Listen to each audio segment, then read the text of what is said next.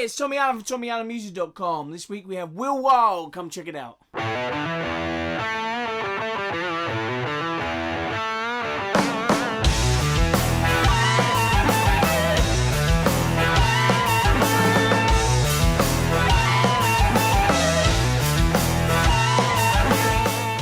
thank you very much, Will.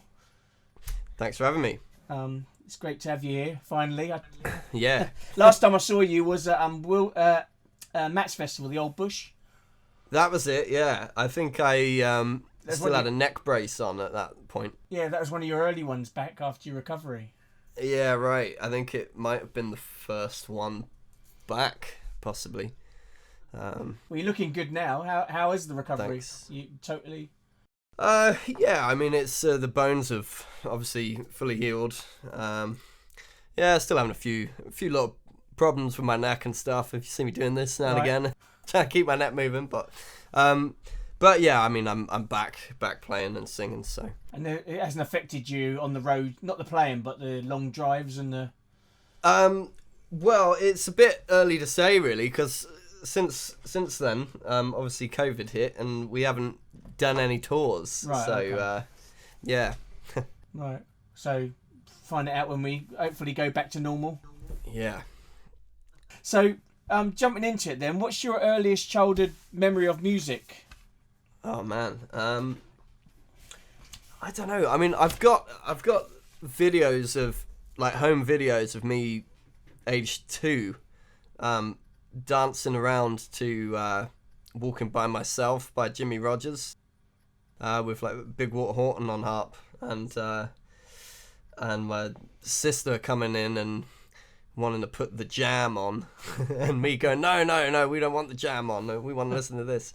So I was digging music and blues music and everything from that age.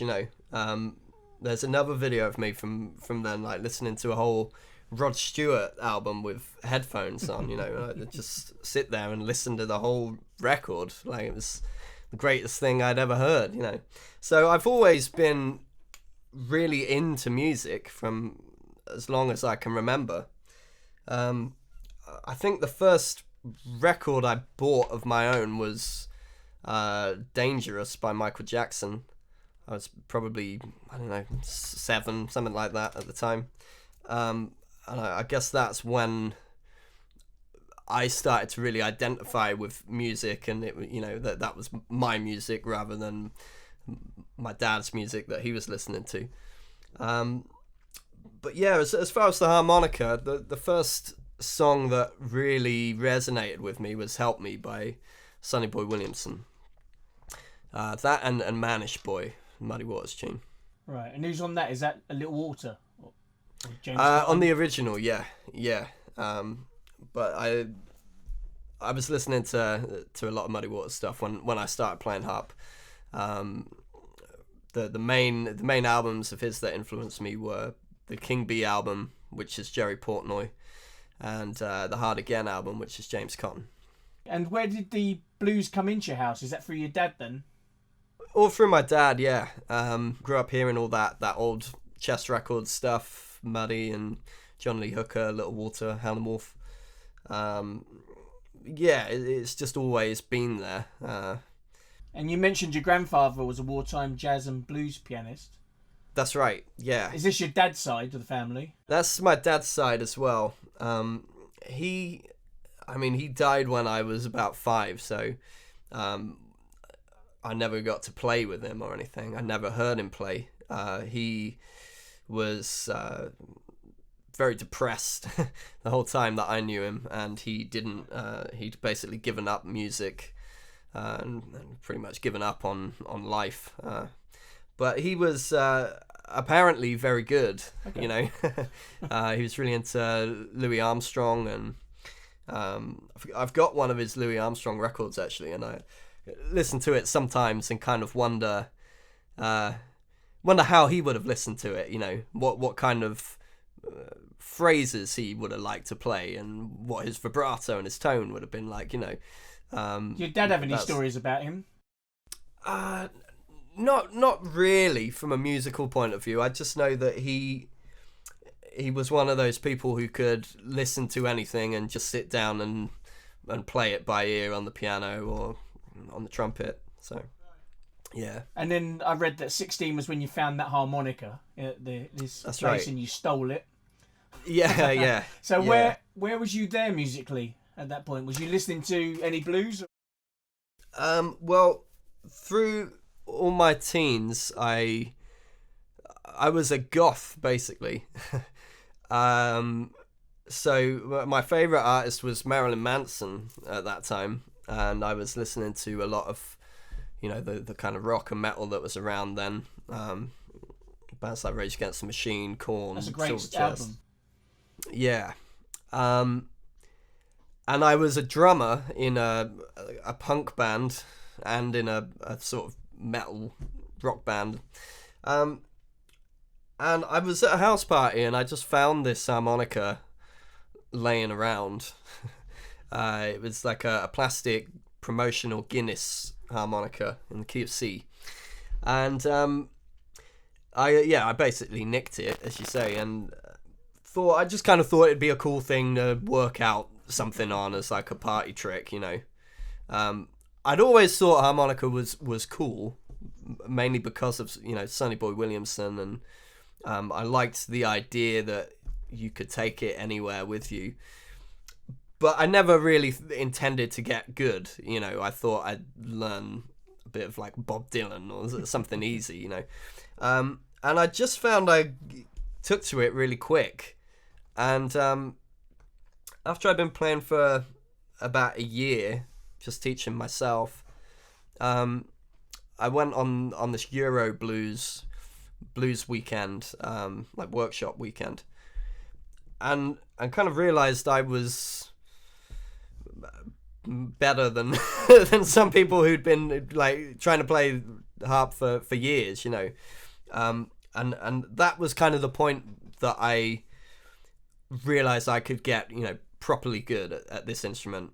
I don't think I would ever have been a great drummer. I think I could have been a good drummer, but I knew I could be a really good harmonica player, so I went down that path from there on. And you studied drums? I did, yeah. Had drum lessons as a kid, and then I went to college at BIM in Brighton.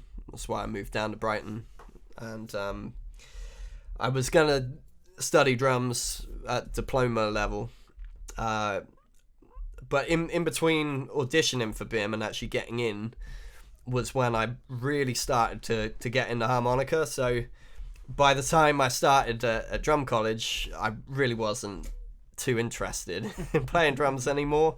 I don't think I ever played drums in a band again, but I did meet. In fact, that's where I met Alan, who plays drums for me now. So it was worth going there. Do you find the link between drumming and the harmonica has been helpful with any of the rhythmic stuff? Absolutely. I mean, one of the things when I'm teaching, because I teach harmonica as well, I teach people that you don't need to know a lot about music theory or scales. Obviously, it all helps, but you can just take one note, and if you're creative with the rhythm of it,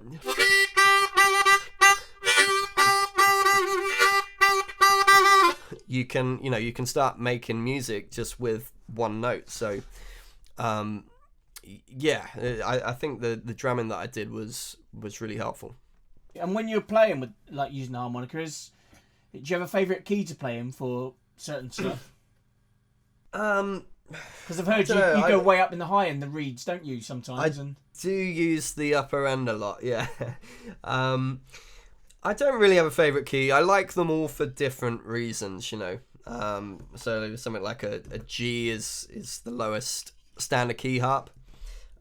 So they're great for that kind of dirty...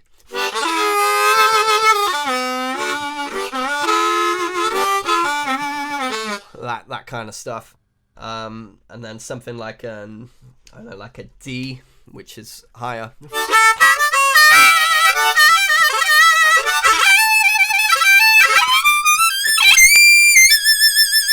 You know, that's pretty high, but for the rock kind of stuff I do, that's what I want most of the time. You know, I want something that's really going to cut through and sit on top of the mix in the same way that, you know, a lead guitar would. Where was your leap between the blues and then getting more into the rock side? Yeah, that's a good question. Well, you know, I know a lot of people from my generation kind of listen to rock and then, you know, maybe listen to Cream or Zeppelin or whatever and trace back to the earlier blues stuff. My journey was a bit different. Obviously, I was listening to like 90s rock and, you know, early 2000s rock and metal. And then I just went straight back to like 50s blues and got really into that. And I suppose because I was just listening to the old school blues stuff and copying that, I had to kind of master that stuff first, as I was, you know, learning the instrument. Yeah. And then after, you know, 10 years or so, I got to the stage where I was able to be more creative with the harmonica and do different styles of music with it. So that's kind of when I decided to go back to the rock stuff again, you know. Who was your influence on the rock side of harmonica? I don't really have a rock harmonica influence because there aren't really any, you know. What would you class John Popper in that? He's the only one I can think of, yeah, and I have a lot of respect for John. He's amazing. That chromatic run he does sometimes. Yeah, he does a lot of fast, like, major scale stuff. I can't play like him at all, but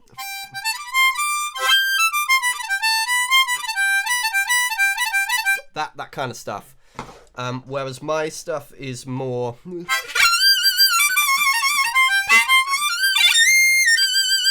kind of blues. Yeah, say more bluer. Yeah. Based, you know.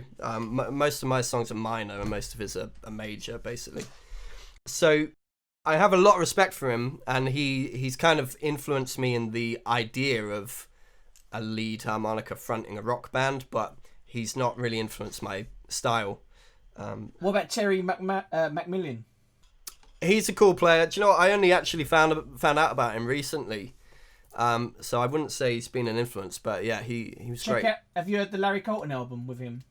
I've heard. Is it Cold Day in Hell? No, Gentleman Renegade. Okay, no, I'm not aware of that. If you check that out, he's on the whole album, and that's where I first heard him.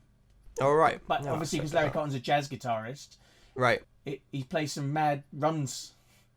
Okay. Cool. I was YouTubing him before just to see if there's much footage of Terry, and there's a few on there. One where he does this train breathing in and out, sort of. Oh right, yeah. It's mad. So I'm putting that on my YouTube after this because that's quite cool. But no, you know. So and then obviously I found out that you've progressed and you've gone on to building your own harps that match your style. Yeah, well, it's just I've reconfigured the way it's tuned in the upper octave. I'm not the first person to do that. Brendan Power is he's an Irish harmonica player mostly, but he came up with a bunch of tunings and things to just change what you can do with the instrument. So I was inspired by a couple of his tunings, and yeah, I just reconfigured the notes in the upper octave. On a standard harp, there's a couple of notes missing actually from the blues scale in the upper octave, which is crazy when you think about it, because most people think of this as a blues instrument, and you can't even get all the notes without, there's a technique called overblowing, which you can use to get them, but it doesn't have the same flow to it. So I just found as the music I was making became heavier, I was wanting to use more of that upper octave, and use it in a way where I could, add a lot of vibrato and expression to the notes. So that was why I decided to sit down and try and come up with a new method. Right. And how different is it for say you've learnt the old way to adapt into your harmonica? It's not too difficult, really. Basically, each octave on the harmonica, the notes are laid out differently, unlike the piano or something where every octave is the same. And on my tuning, the upper octave is more like a repeat of the first octave in its layout and where the bends are. So it's like an open tuning for guitar. Kind of, yeah. On a standard harp, you can only bend the draw notes from holds 1 to 6 and the blow notes from 7 to 10. On my harp, you can bend all of the draw notes from 1 to 10. So you can just get a bit more expression and use more vibrato on those higher notes and get the two missing notes from that blues scale. How much of your set are you using your harps? Almost the entire set now. Just about every new song I've written in the past couple of years, I've used this for. So the new album, which we'll lead into, Bring It On Home 2018, it's on all of that, is it? No. When I recorded that, I'd literally just come up with this tuning, and I think maybe I had one harp it made in this tuning that I made myself, and we recorded Lazy, the Deep Purple tune, and I was like, I need a harp in this key. It was a B flat harp in this new tuning I've made, because that's the harp I need for this song. So I had to wait for it to arrive from the Seidel factory, and then I recorded on it like the next day. So the stuff on Lazy, I didn't really know what I was doing with the tuning at that point. I literally just got it. But that song sort of consolidated for me that this is the tuning that I'm gonna use like moving forward. Is that your last album? It is at the moment, yeah. Okay. And where was it recorded? It was recorded in Danny Giles' bedroom. Okay. Yeah, Dan played guitar on it and produced it, mixed it. We recorded the drums at Brighton Road, just outside of Brighton. But all the harp, vocals, guitar were done in his bedroom. So, yeah. And who mixed it? Dan. What did you use for recording your harp? What amp? On that record, actually, it's not even a real amp. It's a Fractal Audio Axe-Effects, which is like a digital amp modeler, but a really good one, a high-end one. A lot of metal bands are using them. I mean, for me, on record, I can't hear that it's not an amp at all. It sounds and feels like the real thing to play through. And it was easy enough to record like that? Yeah, it's great because you record silently, with headphones on. I think the amp I modelled for most of it was the Marshall SLP, like the one Gary Moore used. And what do you take on the road with you, gigging? I've been mixing it up a little bit. I was using the Axe-Effects Live for a while. Then I switched to the complete opposite. I started using a Honey Boy little 5-watt 10-inch speaker thing, which is great because you can crank that right up because it's so small. And then more recently I've been using a Fender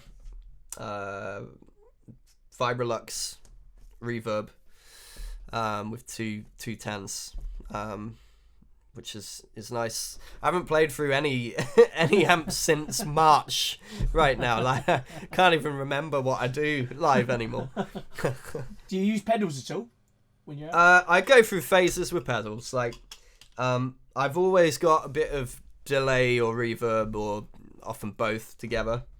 On the album we're recording right now, there's a bit of wah, a bit of univibe.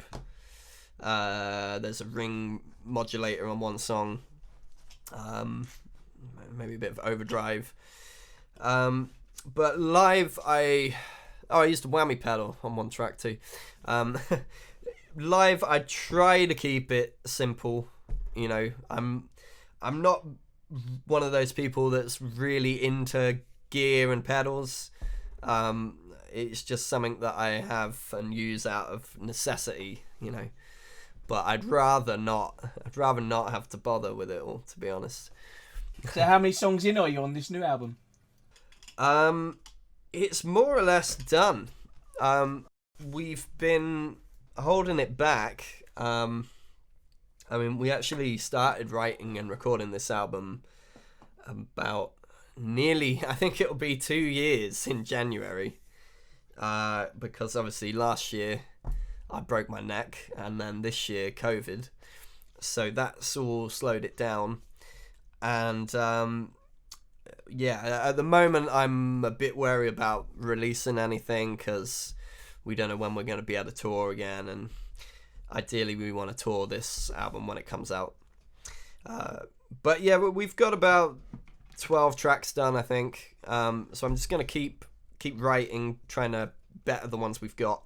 And we'll probably put a single and a video out soon. Right, is it more heavier or? Yeah, I mean, this really isn't a blues album. The last album was obviously like a blues rock album. This one I would describe as a hard rock album, really. Is that where you're pitching it to then, with your promotion and that? It will be, yeah. I think it's still going to appeal to the blues audience that we've, played to in the past. The last few gigs we did before lockdown, we were playing all the new material, and it was really well received still. So, I think there's always going to be an element of blues in anything I do, being a harmonica player, But I just wanted to kind of push the boundaries of the instrument, use it in other ways, and just write songs, big choruses, and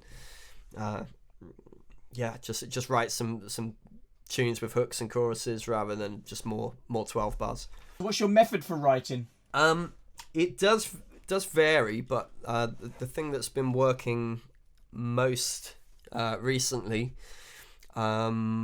I have a writing team, so I write all the lyrics with Sarah Starbuck, who is an author and book editor. She's not a musician, but she's great with words, so sometimes she'll write some poetry and I'll take it and play with it and make a song out of it. Or sometimes I'll start something and give it to her, and she'll write more lines on that subject or that theme. Then I usually put down quite a basic demo, because I'm not the best guitar player when it comes to like rhythm parts. And I take it to Steve Brook, our guitarist, and and then we kind of build up the track from there and work on the arrangement. Oh, cool. So it's like a little community all working together. How long does that process normally take? It varies. It varies a lot from song to song. I don't know. Sometimes the lyrics will be done and we'll sit there for a while until I have a riff, or maybe Steve comes up with a riff or something and I put them together. Sometimes it's really quick. The best ones, everyone says this, but the best ones usually come really quick. Yeah. What is your favourite song that you've sort of all worked on? Man. I think at the moment my favourite is a song we wrote called Banshee, which is about the Irish legend of the Banshee. If you hear the Banshee wail, it basically means you're gonna die, which I can relate to a lot at the moment because I nearly died last year in the motorbike crash, and then this summer I had another crash on my mountain bike, broke my collarbone. And then a couple of weeks ago, I nearly electrocuted myself on a couple of mains wires. So yeah, it did kind of feel for a while like someone was out to get me. And so I'm relating with that song a lot at the moment. Another one called Bad Luck Friday, which could well be about the same things. That's probably going to be the first single, and is that a harmonica riff that we could hear, or? Not so much. No. The harp is usually the last thing that goes on the song. There's only really one track where there's a harp riff, if you like. The rest of it's more just used for solos. But yeah, the one with the harp riff is. Yeah, it's over here.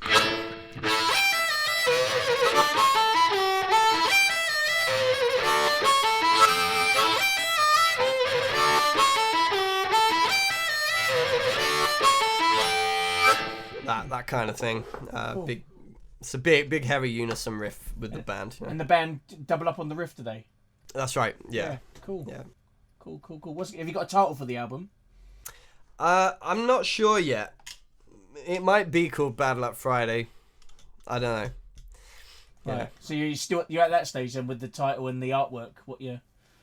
Yeah. Well, I think we're gonna do a string of singles first with videos. What, full videos or lyric videos or? Hopefully proper music videos, but I don't know, some of them might have to be lyric videos and stuff.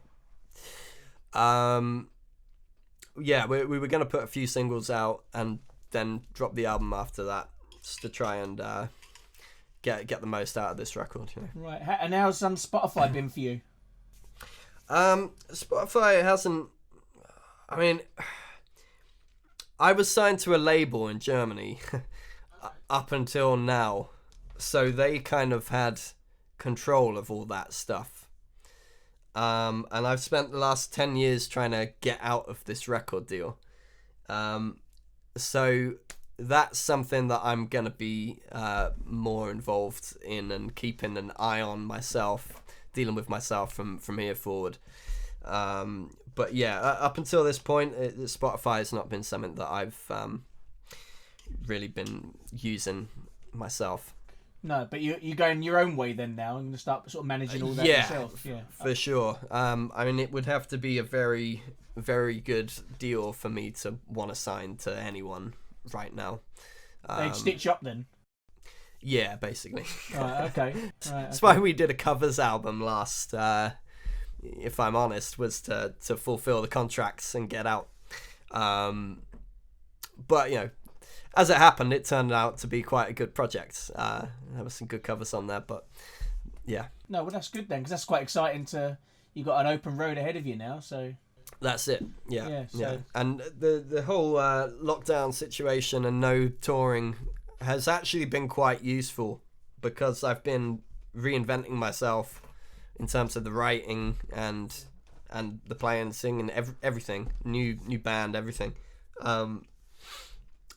And it was quite hard. I was finding it quite hard to make this transition whilst still touring the old stuff, and it kind of got to the point where the set was becoming a little bit like split personalities, But now I've had time to just take a step back, forget about all the old stuff, and just work on the new stuff. I think when we come back after this break, it's gonna be much better and a completely new sound. So, right.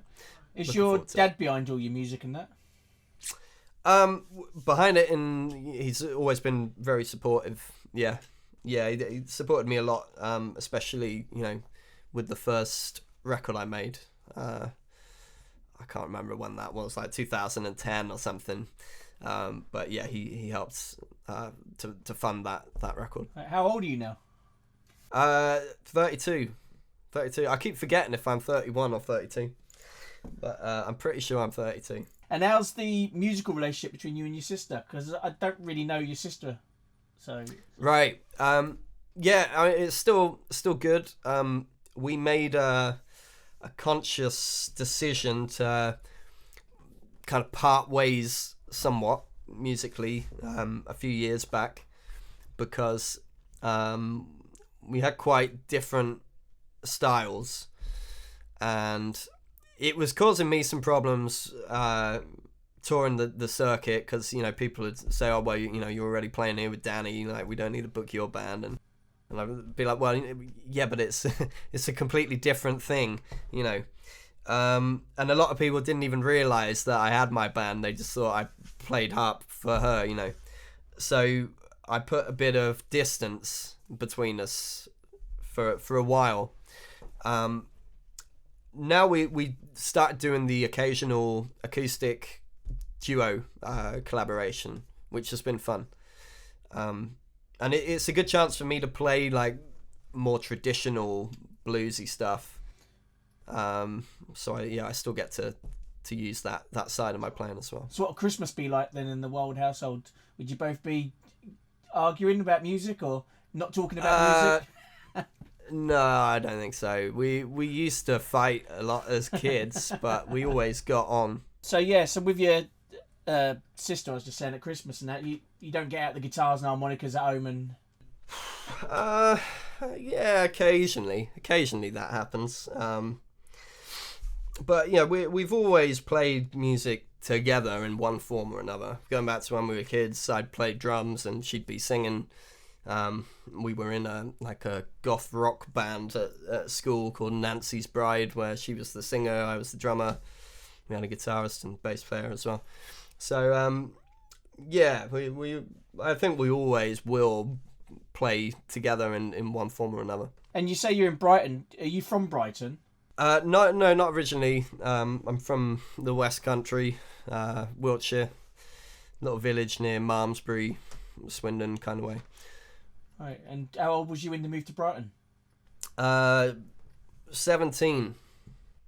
Yeah. And you stayed there?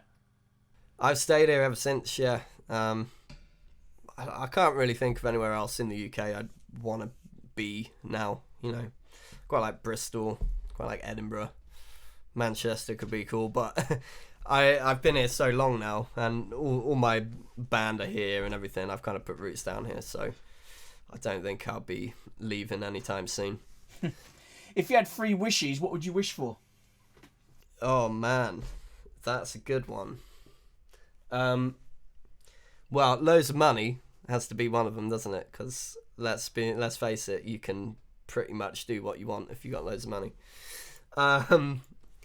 To be very successful with my music, with my band, and for worldwide peace. Do you set goals for your music? Yeah. Like, where do you see your harmonica playing that in a year's time? Oh, that's a tough one, because when I was younger, I'd kind of reach a point and think, oh well, that's it now. Like I can't see myself getting any better than this. Like, and of course you do keep getting better and learn new stuff and change. Well, the goal really, my last big goal was to have a rock band with some, lots of good songs with good choruses, where harmonica is the lead instrument. And I think I've done that now. So now I just need to get it out there, and promote it properly and try and coordinate everything properly with the release and the touring, so that it's not all, doesn't all go to waste, What's the most frequent question you get asked at a gig? I don't know. Maybe what harmonicas do I use? That's one. How I always did get, how did someone so young get into blues? I haven't heard that one lately. Maybe that means I'm getting old. I don't know. And what's your thoughts then about the music industry? Is it? I don't know. I mean, I love music. I really can't say I love the music industry. And it's so tough at the moment. I mean, we thought that Brexit was bad enough, because most artists I know, we make most of our living touring in Europe, and with that getting more difficult, that's not good for anyone. And then COVID hit, and now you can't even play a gig anywhere in the world. So it's quite dependent now on digital. That's it. Yeah, it's all digital, and as we know, there's not really a lot of money to be made in streaming. I mean, even downloads have kind of been and gone. It's all about streaming now. So I think you have to find other ways of making money. I mean, I sell my harmonicas. I probably make more money selling harmonicas than I do selling music.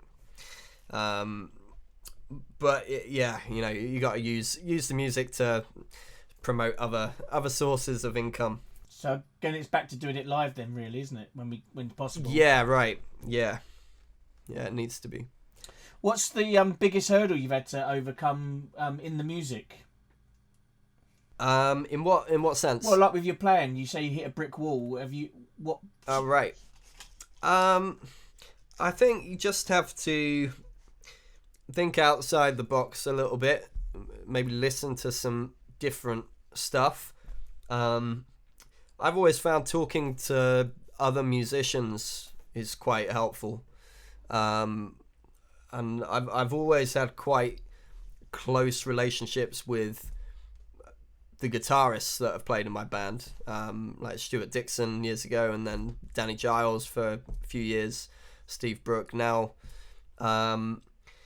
So I get ideas from them. I might go around Dan's house and we'll be listening to some stuff, I don't know, Santana or Gary Moore or something, and I might hear something that's a guitar thing and think, oh, maybe I could do that, or do something like that on the harp, and I just ask him, like, what's he doing there, or what scales he using,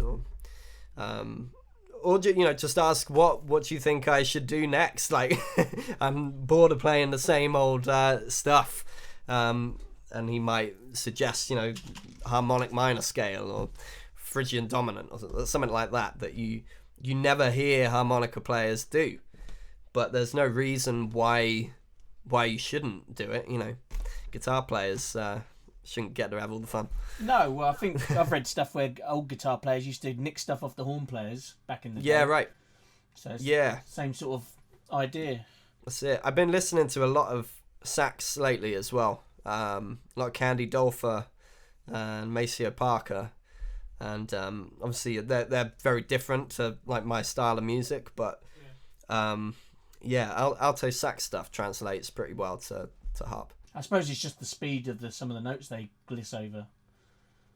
Yeah, there's certain runs, kind of chromatic. The more jazz runs are a bit more difficult on harp, and what notes they put the most expression on, But if you could go back in time and give younger you some advice, what would you give yourself? Oh God! Don't sign a record deal with a certain label in Germany. I don't know really. I kind of wish I'd studied vocals earlier. Actually, I think because I was quite shy as a kid, and my sister was such a good singer. I didn't want anyone to hear me sing, you know. I kind of knew I could sing, or thought I could sing, because I really wanted to, and I really, you know, felt it. Yeah. But I was too shy to be heard, you know. And I think if I'd have really got into it from a young age, being as passionate as I was, I would have got pretty good. And then, yeah, it's only really been the last 5 years perhaps that I've really focused on singing and tried to step that up, because that's kind of the most important part. You know, you could be the best harmonica player or guitar player in the world, but if your voice is crap, then who wants to listen to it, you know? So yeah, I've been working on vocals a lot. I would have advised myself to start doing that when I was like 5. Well, I had to listen to Bring It On Home, and the vocal performances are good. I really enjoyed them. Thanks. I was listening to, obviously, there's Politician on there. Right. Yeah, Blues. I'm trying to think off the top of my head now. Yeah, I'm. And Bring It On Home had a good twist. I'm not. Sorry. Bring It On Home had a good twist because you started the old style, didn't you? Started and like Sunny Boy, and then it sort of chilled out, and then it went into that heavier. And I thought, that's yeah, it. you know, The Zeppelin version, basically. Yeah. Yeah. I suppose the vocals were all right on that. They were all done in like one day, and yeah, I would have liked to sing more aggressively on that record. Yeah, but if it's done at home, you know, it's. Yeah. But I really do think my voice has improved a lot since then as well. Okay. Yeah, the last couple of songs we've recorded, which obviously aren't out yet, are the first time I've ever listened back to something I've done and thought, like, that's what I meant to do vocally. Like, usually you listen back and you're like, oh, like, is that what I did? You know, but at least you see each time you're progressing, so that's you can't. Yeah, it's good. Yeah, definitely good to see progression. So I'm gonna ask some quick fire questions. Okay. See how we get on. So, cash or card? Oh, cash. Charlie Musselwhite or Paul Butterfield? Musselwhite has been a bigger influence on me, so I'll go with Musselwhite. Tex or Cool? Cool. Do you think opposites attract? Sometimes. Deal or no deal? Oh, Jesus. No deal. Blues or rock? Oh, I'm gonna say rock. Sorry, I'm gonna say rock. But there'd be no rock without blues. So, yeah. Sonny Boy Williamson or John Popper? Oh, man. I'm gonna have to say Sonny Boy. Because I wouldn't be me without Sonny Boy. Tea or coffee? Definitely coffee. That's an easy one. Do you sing in the shower? If everyone's out. Well, thank you very much. Give us a thumbs up. Hey, and we'll see you soon, Will, yeah? Look after yourself. Yeah. Wicked, you too. Cheers. Good talking to you. Bye. See you soon. Bye. Hey, it's Tommy Allen from TommyAllenMusic.com, and that was Will Wilde. You can find out more about him and his music at willharmonicawilde.com. I'd like to take this opportunity to say thank you all for your support and watching these videos through 2020. And from Jenny and myself, we'd like to wish you all a happy new year, and we'll see you again in 2021 with dates to be announced. Please give us a like, hit the subscribe button. Till next week, a word from our directors.